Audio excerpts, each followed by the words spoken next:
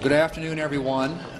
Shamefully, the Democrats have put us into another government shutdown. This is day 25 of the shutdown for the Department of Homeland Security.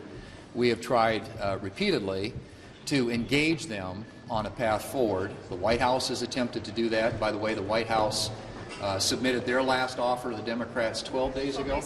12 days ago, no response. And so, here we are with important agencies of government that have vital national security and homeland security roles, people not getting paid. You're starting to see the lines at the airports because TSA employees aren't getting paid. Obviously, cybersecurity falls under the jurisdiction of the Department of Homeland Security, border security. You can go right down the list. FEMA, these are agencies that have a profound impact on the safety and security of the American people. And the Democrats have opted to, in the most cynical way, play politics. I mean, how much more cynical can you get than to play politics with issues that affect homeland security? But that seems to be where they are. Obviously, we're going to do everything we can to continue to make the case that we need to get DHS opened up. In fact, Senator Britt last week offered a couple different times unanimous consent requests to fund that department and those agencies and to allow additional time for discussion with the Democrats so we could at least get into the negotiation, and they resisted that as well. So every attempt that we have made to sit down and try and get this Department of Homeland Security appropriations bill across the finish line has been rebuffed by the Democrats with prejudice. And honestly, ladies and gentlemen, I don't know how you can sustain that position or defend that position in light of everything that's going on in the world and the dangerous situation the United States finds itself in. But I want to hand it off now to Senator Britt, who chairs the subcommittee on appropriations that has jurisdiction over the Department of Homeland Security, and let her share her thoughts and observations with you. Katie. Thank you, Leader Thune. It's a disappointing day.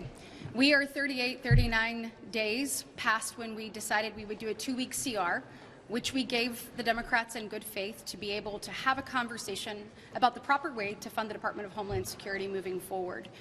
We are now 24, 25 days into a government shutdown with a department that is actually charged with keeping Americans safe.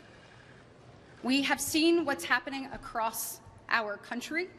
We also know that there is the ability to have increased threats. And the agency, whether it be Coast Guard, TSA, CISA, Secret Service, CBP, and ICE have gone unfunded. This is reckless, and it's disingenuous. Here they are telling you they want to see reforms. But I am here to tell you that they have not come to the table. Despite countless offers to sit down and try to find a pathway forward, they will not even have a conversation with us. So you are 38, 39 days past when we decided this pathway forward and agreed to them to work on this, and they have not sat down one time. Folks, that means that this is all about politics. It was never about people. We stand here ready to put the safety of Americans in front of that, and I would hope our Democratic colleagues would do the same. But at the very least, they must answer for that. Not being willing to have a conversation, not being willing to figure out a pathway forward. We certainly are. We stand ready to do that. We stand ready to do what's right for the American people. Questions for Senator Britt? Yeah. Oh gosh, that's great. There you go. You explained it really well. Leader Thune, do you run a risk of being on the wrong side of President Trump in your resistance to do this talking filibuster, tying the Senate in knots for weeks? We don't have the votes either to proceed, get on a talking filibuster, nor to sustain one if we got on it. But that is just a function of math, and there isn't anything I can do about that. I mean, I understand the President's got a passion to see this issue addressed, as we all do. Does he understand that, though? Well, we've conveyed that to him, but we will continue to make that argument because I think it's important that everybody understand that this really is about the votes, it's about the math, and I'm for better or worse, I'm the one who has to be the clear-eyed realist about what we can achieve here. And so we'll continue to convey that. And I think that we're going to have the fight on the floor. We're going to vote on this. We're going to put it up, and we'll give the Democrats the opportunity to cast their vote on whether or not they think non-citizens ought to vote in American elections. And so that debate will happen. But like I said, I can guarantee the debate. I can guarantee a vote. I just can't guarantee an outcome. When can we expect? Mr. Leader, President Trump told me yesterday that it would take Democrat votes to pass the Save America Act. Do you think the MAGA base has an unrealistic expectation of passing that legislation without Democrat support? I think there are a lot of optimistic views about what Democrats may or may not do. We all know, because we deal with them every day, that the Democrats are not all of a sudden going to decide that this is something they want to be for. So yeah, again, I mean, I think you have a lot of optimists out there, and I appreciate that, and a lot of passion and energy behind getting an outcome here. But getting an outcome would require Democrat votes, and you know, we'll give them a chance. Like I said, they'll have that opportunity to vote one way or the other on this. But I would be very, very surprised. Does it make it more difficult that the president keeps adding pieces of policy to this legislation? Would it be better if you just had a straight up or down vote on photo ID or citizenship, for instance? We certainly want to vote on the issues that came over from the House. The president has since that time added some additional components to his request, which we will figure out a way to get votes on as well. But obviously, I think the core issue with respect to the Save America Act is ensuring that non-citizens aren't voting in American elections, that only citizens are voting in our elections, and that they have to be citizens to register to vote, and they have to be citizens to vote. Based on what you said about the political nature of this debate, it seems like you're caught between the two big issues of keeping the government funded, DHS, and dealing with the voting issue in SAVE.